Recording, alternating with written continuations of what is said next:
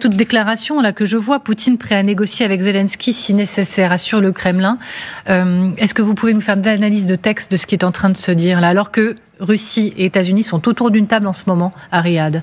Là où c'est un changement majeur, c'est que jusqu'ici, Vladimir Poutine a délégitimé Zelensky. C'est-à-dire que, premièrement, un des motifs de son invasion en 2022 était de renverser le pouvoir de Zelensky. Et ces derniers mois, Poutine expliquait que le président Zelensky était illégitime, ne serait-ce que par absence d'élection en Ukraine. De l'autre côté, côté ukrainien, les Ukrainiens avaient même fait passer un décret pour refuser de négocier tant que Poutine serait au pouvoir. Aujourd'hui, on a un rapprochement des deux hommes. Et dernière chose, enfin, on rappelle qu'il y a eu de multiples tentatives côté russe d'assassiner le président Zelensky. Donc ces déclarations récentes du Kremlin ne sont pas à prendre à la légère. Alors je voudrais vous donner une autre déclaration qui tombe en ce moment du Kremlin, qui reconnaît le droit de l'Ukraine à rejoindre l'UE, mais pas l'OTAN. Accélérer l'adhésion à l'Ukraine et à l'UE, est-ce que c'est une alternative envisageable ?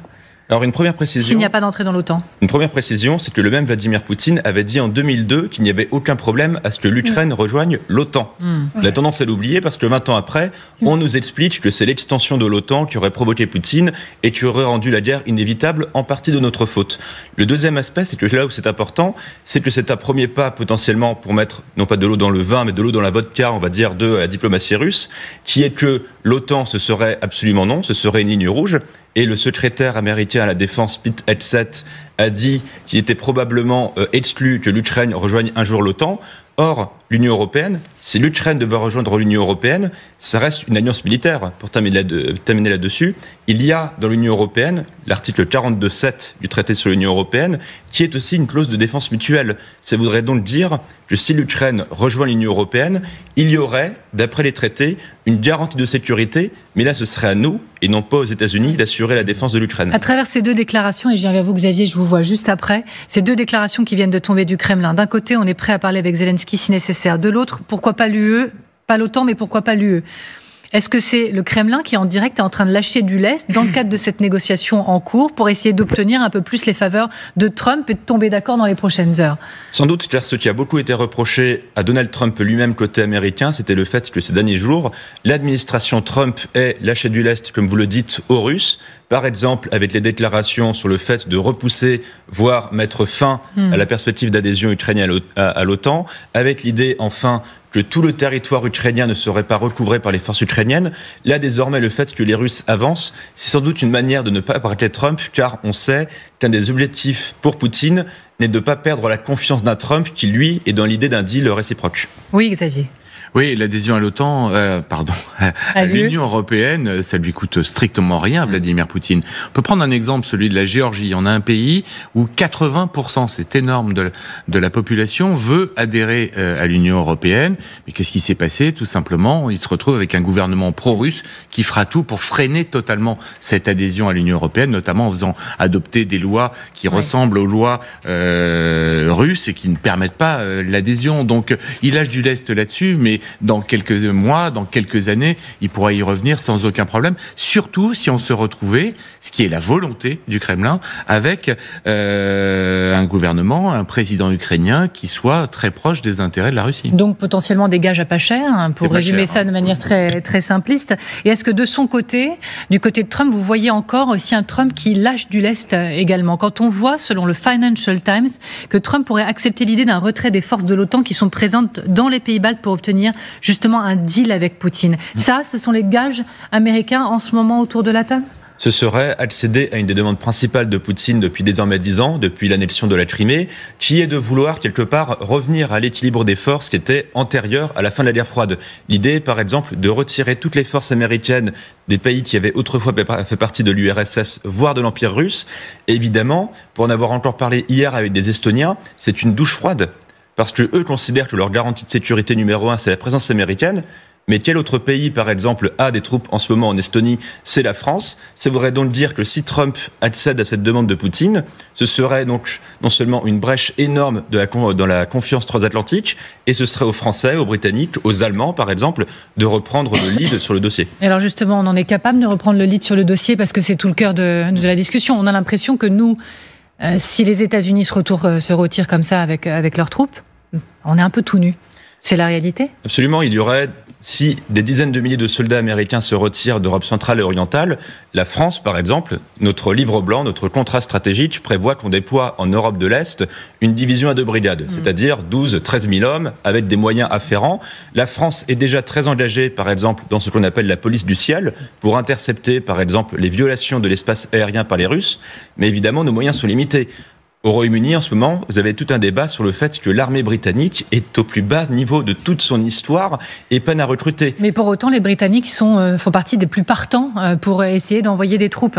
Donc visiblement, c'est pas une donnée, c'est pas la donnée la plus importante dans l'algorithme, c'est la conviction qui l'emporte sur les moyens dans certains pays. Absolument. Par exemple, l'opinion britannique soutient très majoritairement l'idée de déployer des forces. Alors non pas pendant le conflit, mais après le conflit, alors que de l'autre côté, en Allemagne, où il y aura les élections ce dimanche, Olaf Scholz, par exemple, prend à témoin toute une partie de l'opinion qui craint une guerre mondiale si on commence à parler de troupes en Ukraine. Vous voyez la carte qu'on a affichée, favorable et opposée. On est complètement divisé, même à l'issue de cette réunion qui a été présentée comme cruciale hier entre Européens. In fine, je disais, est-ce qu'on est nu si les Américains enlèvent leurs troupes face à la Russie ? On continuera d'être nu au regard de cette carte. En réalité, on n'aura pas la solution, on ne la trouvera pas. Est-ce que vous êtes défaitiste en la matière ? Alors, pas défaitiste. Si on prend le cas de la Pologne, par exemple, la Pologne est en train de bâtir la première armée d'Europe en termes d'effectifs et de matériel. Ils le font, pour en avoir parlé à Varsovie en décembre longuement, c'était l'idée que, dans le scénario du pire, d'un désengagement progressif des Américains, il ne fallait pas se retrouver justement à nu. Dans l'idée que ce serait, par exemple, aux Européens, à minima, de dissuader à eux seuls la Russie.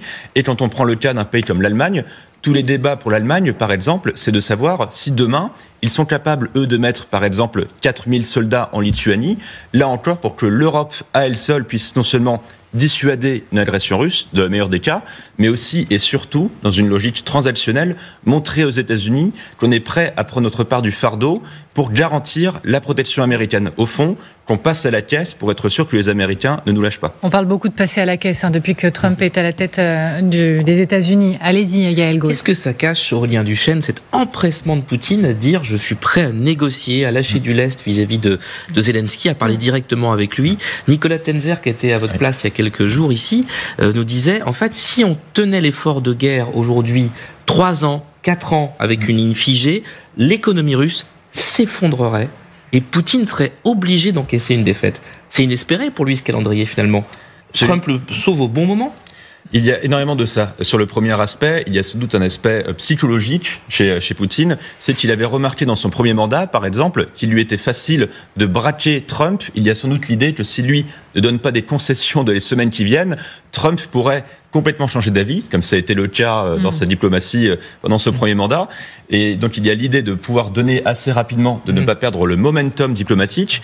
Et sur le deuxième aspect, celui de l'économie, il y a au fond 2 chiffres qui donnent raison à Nicolas Tenzer, qui fait quand même pas partie des naïfs. Depuis des années, c'était un des rares à avoir vu ce qui allait se passer avec la Russie. 2 chiffres qui montrent qu'effectivement l'économie de guerre russe patine.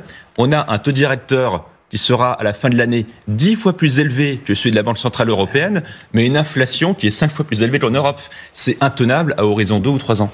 Et ce que veulent surtout les Russes maintenant, c'est finalement la fin du gel des avoirs, c'est ça qu'ils attendent. Oui, et même sans doute, et c'est la presse américaine qui en parle, l'idée par exemple que Trump lui-même puisse prendre en otage les Européens dans une guerre commerciale pour lever des sanctions contre la Russie. D'un côté, Trump temporise en parlant par exemple de toucher le Kremlin au porte-monnaie sur le prix des hydrocarbures, et c'est l'un des enjeux peut-être qui seront débattus en Arabie Saoudite. Mais de l'autre côté, sur la question par exemple des avoirs gelés, il y a un débat en Europe, c'est aujourd'hui on utilise le produit, c'est-à-dire ce que génèrent les actifs gelés des Russes. La question, c'est est-ce que maintenant, on se pose une question juridique et on utilise carrément tous les avoirs gelés, on parle de 200 milliards d'euros au minimum, pour financer la reconstruction ou l'armement de l'Ukraine. Et donc vous dites que Poutine a en tête que Trump peut se retourner à tout moment contre lui. Donc ça veut dire que Poutine craint quelqu'un et qu'il craint Trump en l'occurrence aujourd'hui ? C'est ce que Trump lui-même avait dit quand il expliquait que l'invasion de l'Ukraine n'avait pas eu lieu sous son mandat mais sous celui de Biden. Il disait, c'est bien la preuve, en gros, que Poutine me craint moi. Ce que Trump peut craindre chez Poutine, c'est justement sa versatilité. On parle quand même d'un président qui, pour rappel, septembre 2017, à la tribune de l'ONU, veut atomiser la Corée du Nord. Il parle de feu et de fureur. Quelques mois après, Kim Jong-un est son meilleur ami et il est le premier président américain à lui serrer la main. Poutine est instruit de ce précédent et peut craindre que s'il ne donne pas des concessions rapidement et que Trump passe un peu pour le dindon de la farce, Trump puisse par exemple mettre à menace ses exécutions de sanctions massives sur les hydrocarbures. Et là, l'effort de guerre russe, en un an, se serait plié avec les ressources budgétaires du pays. Xavier ? Les informations arrivent depuis Riyad assez rapidement. On voit que les Russes veulent aller vite. Et la première info qu'on a eue ce matin, c'est que Moscou s'attendait à ce que les relations commerciales repartent au plus vite d'ici 2-3 mois, sous-entendu lever des sanctions. Ça peut aller aussi vite que ça ? 2-3 mois, probablement pas, notamment parce que c'est ce que demandent les Russes. Au niveau du Congrès, par exemple, vous gardez, ou même surtout au niveau du Sénat, vous gardez au Parti républicain des gens qui seraient assez opposés à une normalisation, un retour au business as usual avec la Russie. Le deuxième aspect sur les relations économiques, c'est que quand vous regardez dans la délégation, il y avait un nom qui était ressorti côté russe, Kirill Dmitriev. Lui, par exemple, très intéressant, c'est un des patrons d'un des principaux fonds souverains en Russie, et lui représente sans doute, dans ces échanges russo-américains, la rationalité économique. Avec le côté américain, pour terminer là-dessus, une idée en tête, c'est que s'il lève des sanctions contre la Russie et qu'il redémarre les relations commerciales, alors non seulement c'est un coup de pression sur nous, sur les Européens, mais surtout, il y a l'idée de ramener la Russie vers les États-Unis pour la détacher de la Chine. Alors, autre question. En fait, non, plutôt si on se résume. Si on devait se résumer, exercice de synthèse, quel accord, là, en ce moment, pourrait être en train de se dessiner à Riyad entre Russes et Américains ? Alors, si on en croit la porte-parole du département d'État, donc du ministère des Affaires étrangères américain, il ne s'agirait pas vraiment d'un accord, mais déjà de relancer les relations russo-américaines. C'est un accord en soi.